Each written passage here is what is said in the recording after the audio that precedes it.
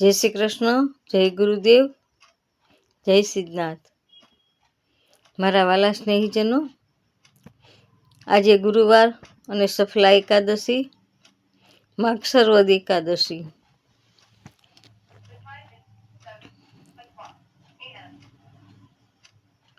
આજે કોઈએ ચોખાની વસ્તુ ખાવી નહીં, તેમજ 7:30 વાગ્યા પછી 11:30 સુધીમાં એકટાણું કરી લેવું. સાંજે 7:30 પછી એકટાણું કરી શકાય, એ 11:30 સુધીમાં એકટાણું કરી લેવાય. ચોખાની કોઈ વસ્તુ ખાવી નહીં. ચણાના લોટનું ઢોકળું ખાવું, બાજરાના ઢેબરા ખાવા કે ઘઉંના લોટના થેપલા ખાવા.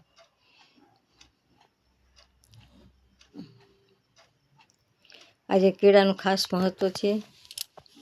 કેળા ભગવાનને ધરાવવા, સરસ મજાના સુંદર મજાના નવડાવી ધોવડાવીને શણગાર કરવા, સારા વસ્ત્રો ઠાકોરજીને પહેરાવા, તુલસીના 108 પાન ભગવાનને ચડાવવા.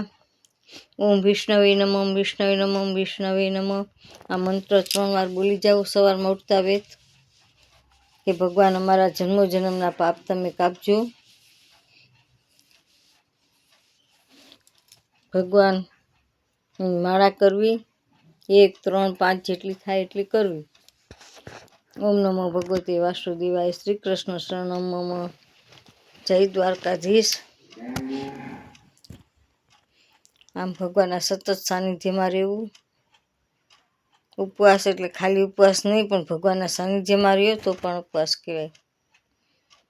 આ સૌ બધાએ બધું દોડી નાખ્યું છે, પણ હવે સુધારો કરજો તમે. જય શ્રી કૃષ્ણ, જય સિદ્ધનાથ, જય ગુરુદેવ, જય નાથ.